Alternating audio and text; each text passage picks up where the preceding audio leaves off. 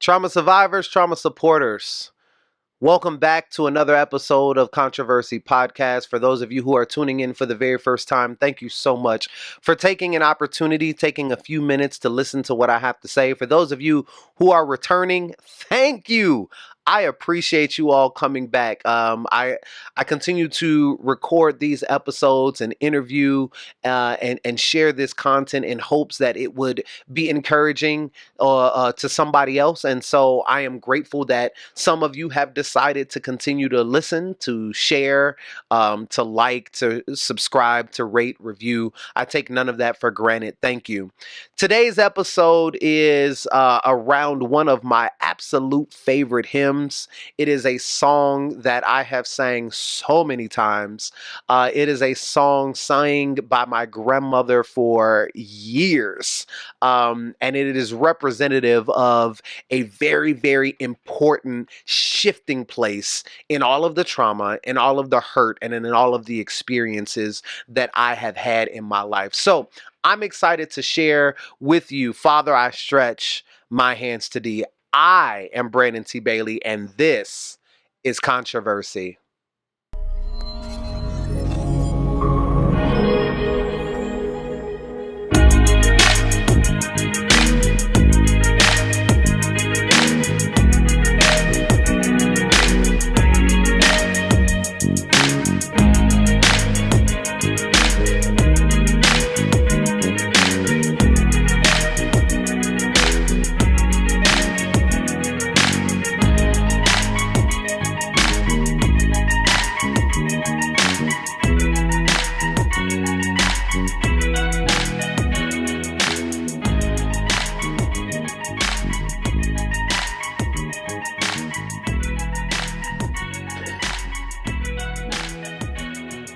What do you do when you've done all you can?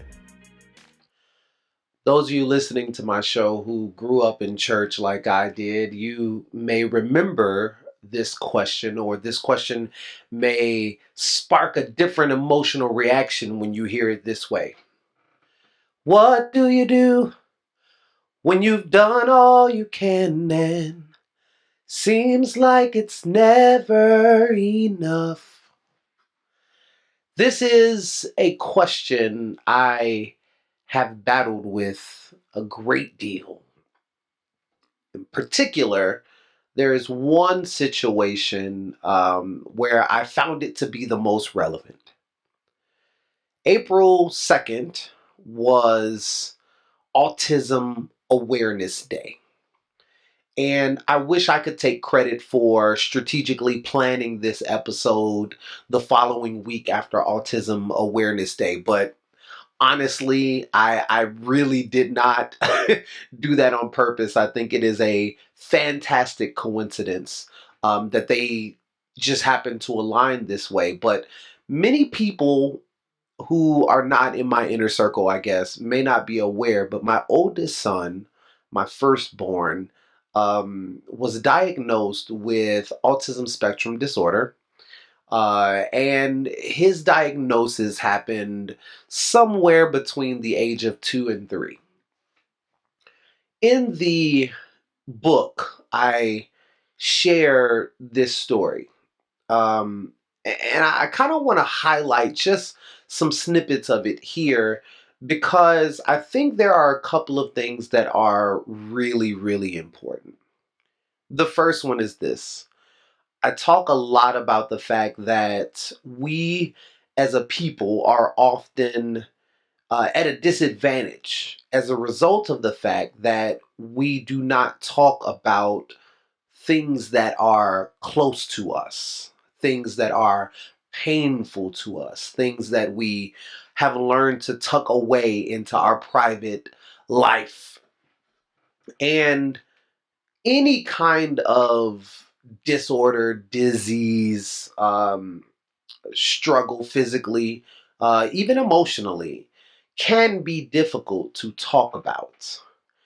But one of the things about autism is the earlier you catch it, the more you can do to support the child who has autism. And, I think about my journey to the point of finding out that my son was diagnosed with autism. And there are so many things and thoughts and feelings that are experienced in in that time.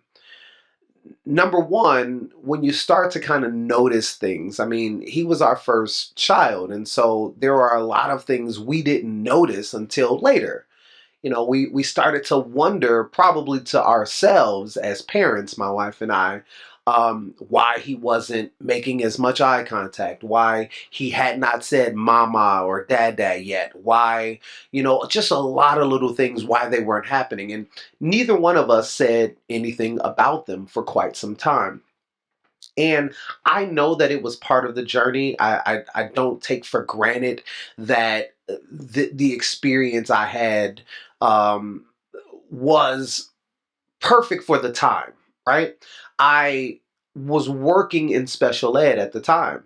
I was having a very, very difficult year at the time. And I know that I was being prepared for one of the most difficult things to do as a parent, and that is to learn to parent a child with any kind of disability, right? The first thing we have to do as parents is educate ourselves. Working with kids with autism as a special ed teacher, especially by the time they get to fifth, sixth, seventh grade, that's one thing.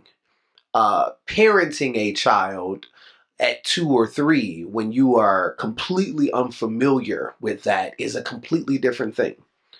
Um, and so there are a lot of challenges. There are a lot, I mean, literally as a parent, you experience the grief cycle because you have to let go of all of these stories and pictures and things you have in your head about how your child is going to be raised and what kind of life they're going to have. And after letting go of that, you have to learn to love and appreciate and experience life with that child right there as it is. And guys, I'm here to tell you it's hard. The other thing that's really important from this experience is the fact that had my wife and I not been open, first of all, with ourselves, second of all, with each other, then we would not have been able to discover that our child, had this disability. Had we not been open to having a conversation about things that we were seeing and experiencing, then we would not have reached out and been able to acquire knowledge and resources that he needs. And I don't take it for granted that both my wife and I are educators. And as educators, we take a very different approach to this experience.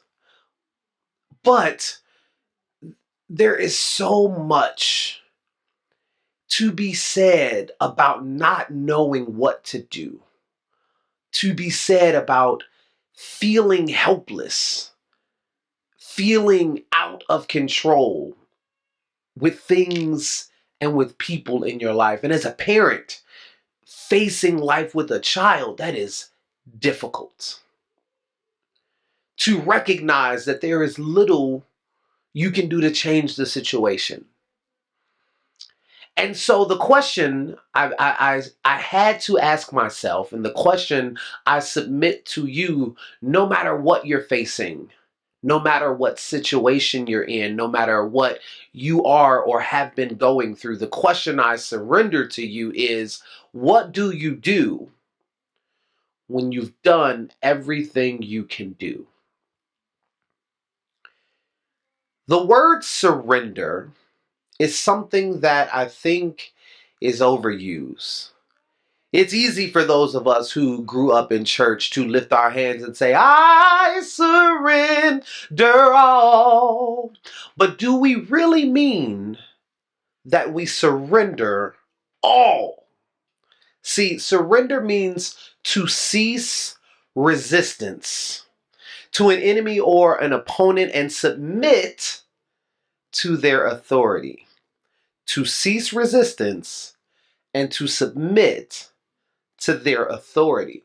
Surrender to relationship and not religion. Here's what I mean by that. We often surrender the parts of ourselves to God that are convenient. We surrender the parts of ourselves to God that are easy. But do you really cease resistance in those difficult areas? If you remember, in one of the early episodes, I talked about experience plus resistance equals suffering. And the resistance is the thought or the feeling that what is should not be. And so we can say, I surrender all, but if we resist what is, then we are not really surrendering. So maybe at the time you are unemployed, but to resist being unemployed and to feel that you can only be happy once you are employed is not surrender. Maybe you're unhappy at the moment because of whatever has happened. To resist the feeling of unhappiness is to not surrender it, but to continue to fight, right? To think that what is should be something else. And that creates more suffering. So for those of us who are looking for change, for those of us who are looking for redemption, to those of us who are looking for uh, life to be different than it is or has been, I submit to you that what you should do when you have done everything you know how to do is surrender. But what you surrender to is so important. Careful not to surrender to the opinions of others. Careful not to surrender to the negative thoughts and feelings. Careful not to surrender to people who do not have your best interests at heart. Careful not to surrender to thoughts and ruminations of the past. Careful not to surrender to fear. Cease resistance to an enemy. What is your enemy? Who is your true enemy?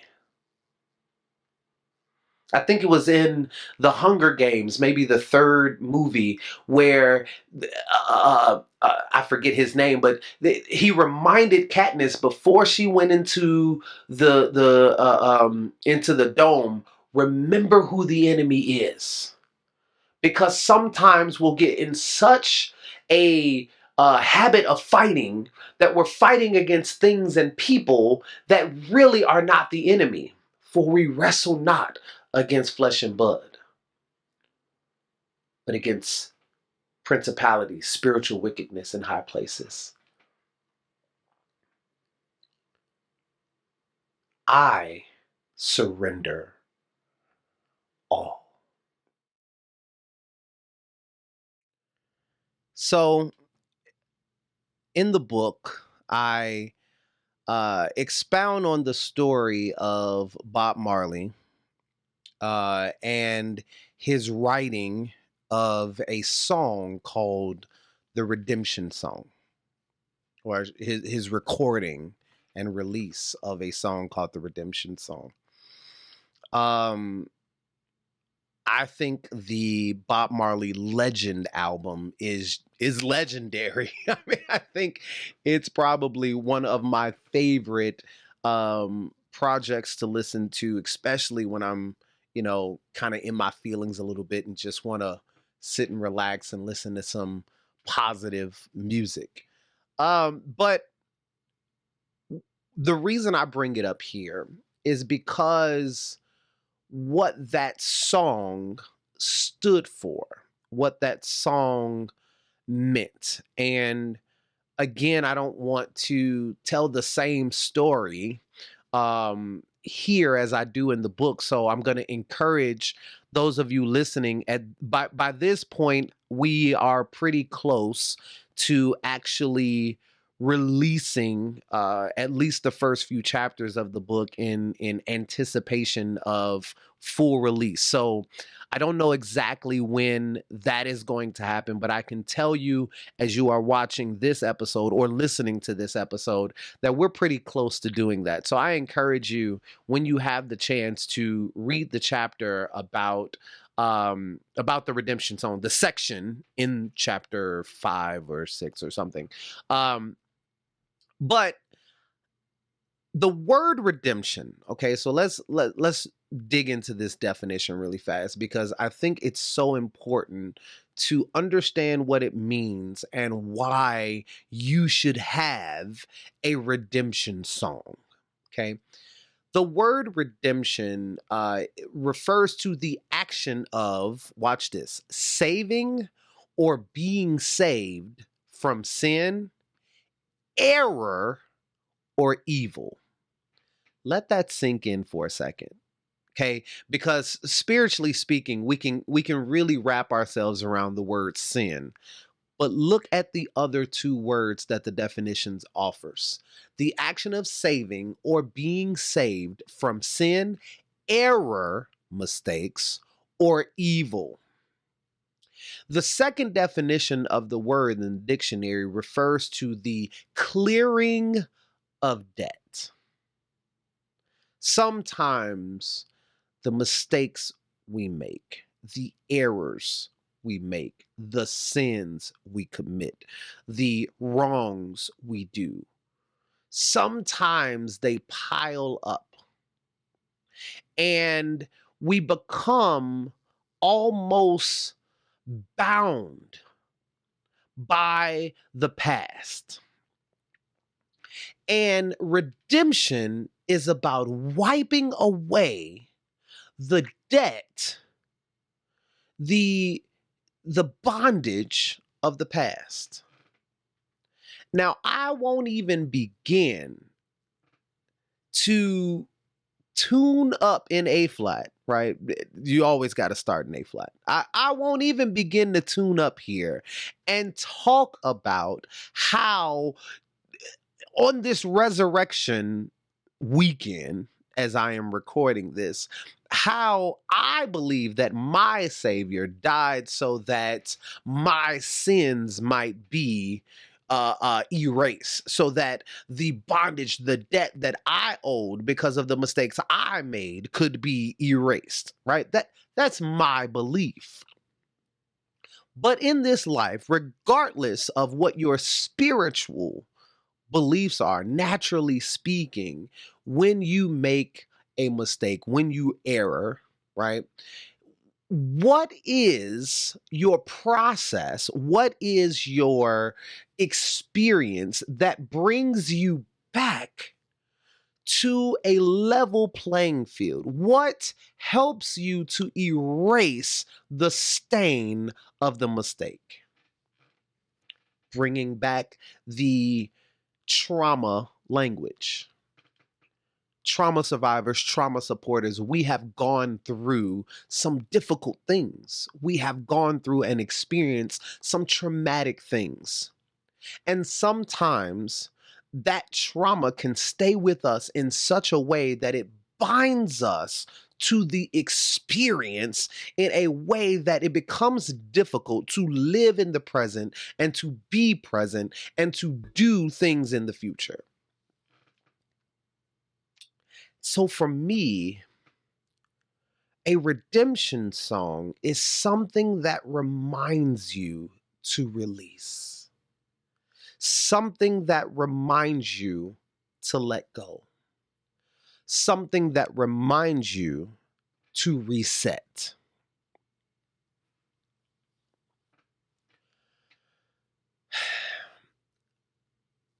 My Redemption Song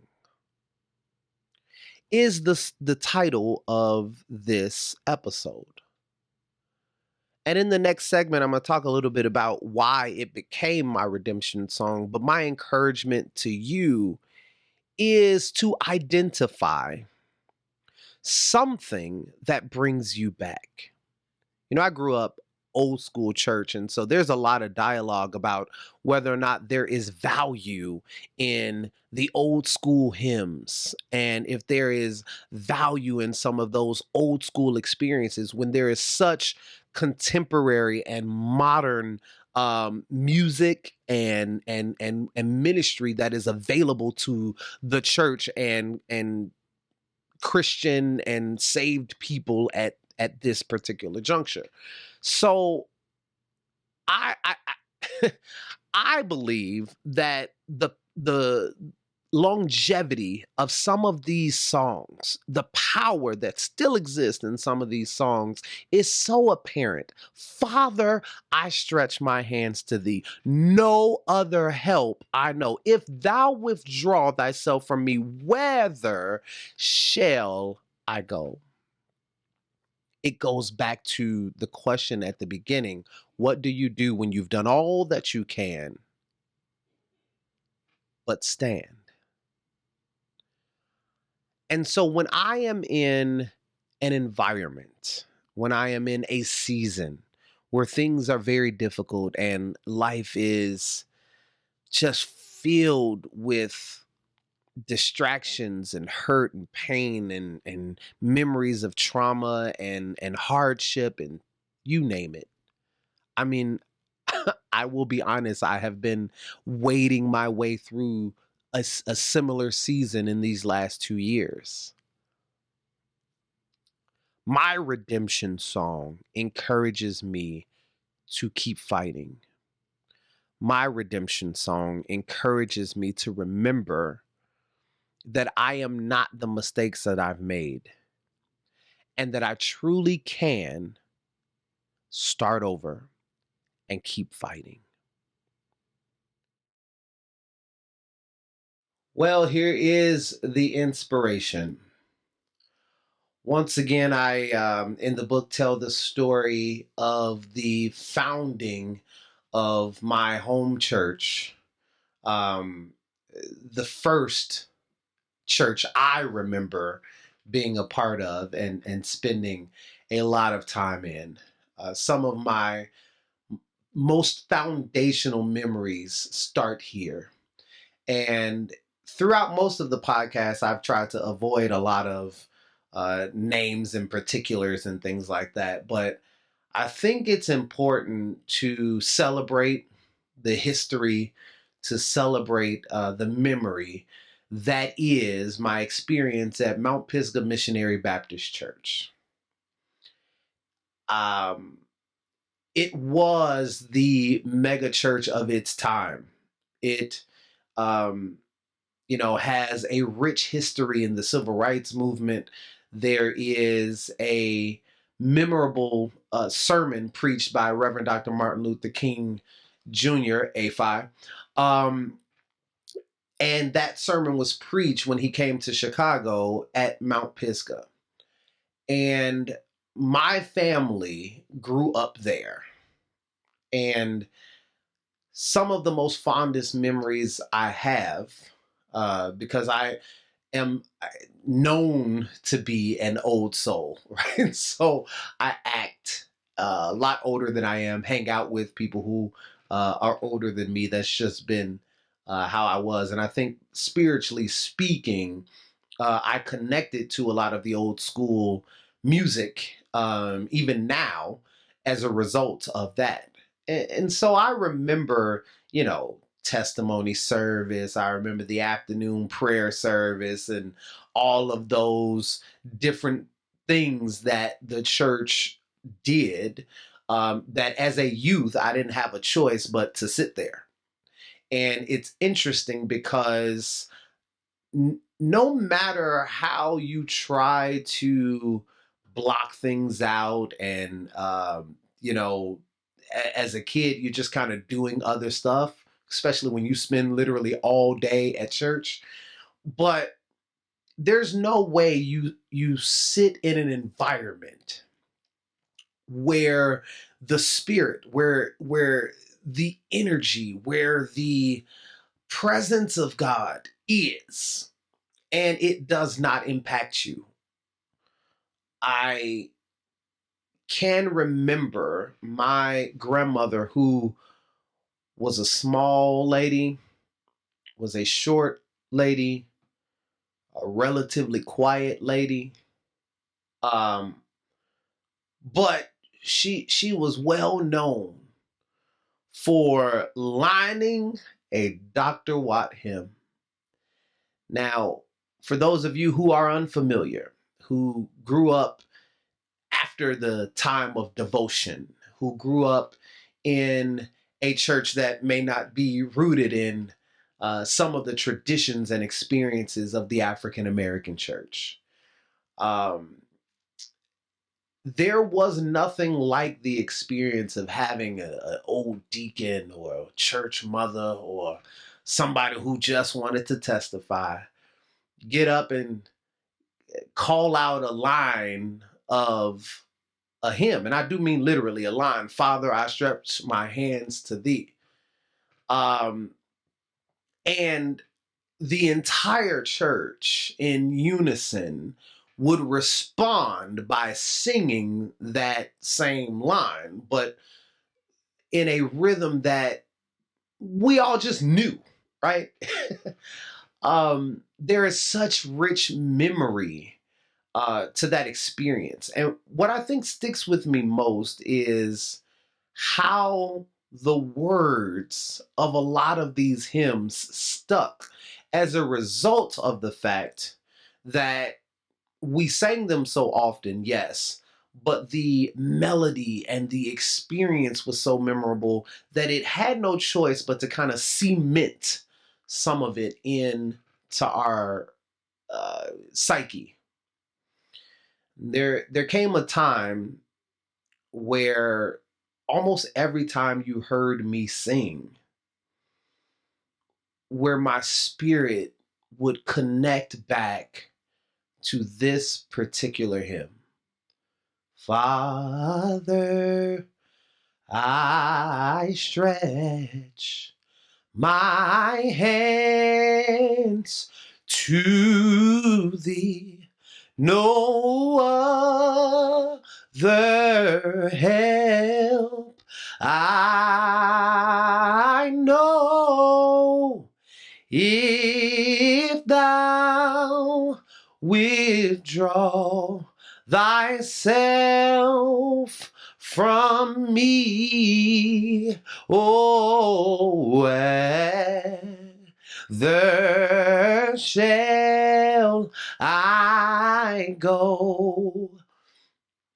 To hear my grandmother sing that back in the day, to hear the passion, the hope, the faith in her voice, to experience how those words could be lifted in the darkest of hours, in the hardest of situations, created a space where, in my hardest times, it wasn't a modern worship song that I had been singing and leading other people in. It wasn't a gospel choir churchy song that lifted me up. It wasn't, the hip hop, the R&B, the rock, the other stuff where I sought solace. It was the words of these hymns that helped me make a shift. Why is this important? I began talking about this project in a way that establishes the hurt and the pain and the frustrations of life's most difficult moments. and I have openly talked about some of mine. At some point, I had to decide that I could not and I would not stay in the sunken place. I had to decide that I would not stay laying by the pool. I had to decide that I would not stay in that hurt and desolate and pained place. I had to seek redemption. I had to make a shift. And so the inspiration of this song, and whether you can relate to my connection with old school hymns or not, my encouragement in this space is to find something that helps you make the shift. What am I talking about? I have said many times in this podcast, I've said it in interviews, we have discussed it all over the place. What you focus on will expand. Today, I heard Reverend Meek say that what you focus on will get bigger.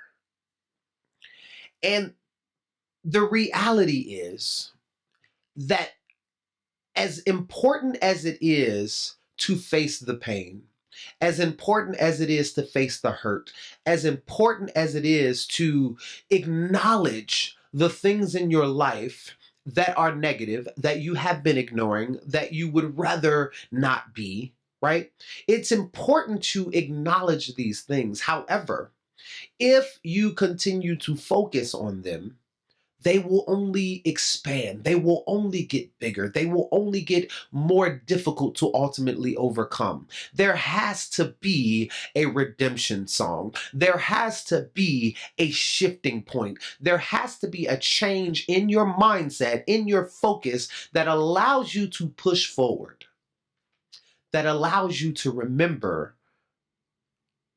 your first love, how you fell in love with the Lord in the first place. For those of you who are listening that are people of faith, how you developed your faith in the first place. For those of you who may have even lost your faith, why you found it in the first place. See, where you found it is not important to me. I'm not in the business at the moment of trying to push people into a particular religious place. However, without faith, people will perish. And so you have to place your faith in something. And the question is, what is it in? For me, although I am still facing some difficult days, although this project almost didn't happen because of the difficulty that many of us, including me, are facing in the midst of this pandemic. Because life can be difficult. Because the negative voices can be loud. There has to be a shifting place. There has to be a point of surrender where the resistance ends and your desire to push forward and to do work of healing. If nothing is accomplished from the creation of the Controversy Project, it would be that someone would be encouraged to push past the trauma and heal. And in that healed place, there is work. I don't know what your work is. I saw this project as part of mine. But in you is something. My father, in the sermon that he preached regarding just when I need him most, which I'm going to share later in this season. I'm going to share the entirety of that sermon. But in it, he mentions the fact that Mothers Against Drunk Driving was a result of a mother who lost a kid to a drunk driver. Sometimes the trauma and the tragedy and the hardship It is a seed that is planted in your life and in your spirit in order to produce a product that will help and save other people. And so I offer my redemption song to you in encouragement that you would find something that brings you back to the place where you can put your feet down on the ground again and start walking towards your purpose and start sprinting towards your best self. All the things that you desired to do, that you felt led to do, that you felt like God had purposed you to do, that you didn't have the strength or energy to do it because of the hurt and the pain. Now is the time to pick up your bed and begin to walk again.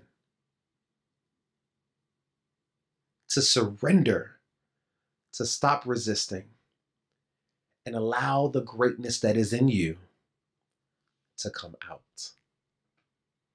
Thank you so much for listening. God bless. Trauma survivors, trauma supporters, to all of you, my TS Strong community, thank you so much for investing the time to watch or to listen to another episode of the Controversy Podcast. I, your host, Brandon T. Bailey, am so grateful for your time, your attention, your energy, and your effort to support this very, very, very important mission. Listen, as we endeavor to make our show better and continue to offer incredible resources to all of you, the TS Strong community, I do have an ask. I'm going to ask that you subscribe, rate, and review the show. Let us know what you think. Let us know what we could do better. Let us know what kind of resources we can continue to offer to all of you, the TS community, so that we can all together learn to live TS Strong. All right, finally, I want to personally invite you to the Controversy Project Facebook group, A Safe Place. It is a free and exclusive community where trauma survivors and trauma supporters have gathered together to share testimonies, to share resources, and to share support and love for each other, as all of us are endeavoring to learn to live TS Strong. This is just another one of the many multimedia platforms that we have chosen to use in order to fulfill this very, very important mission. And I want to invite you to be a part of it and obviously welcome you to it in advance. Listen, in closing, until next time, I want to remind each and every one of you how important it is for you to confront your pain, how important it is for you to live your purpose, and how important it is for you to invest in your project. Till next time, peace.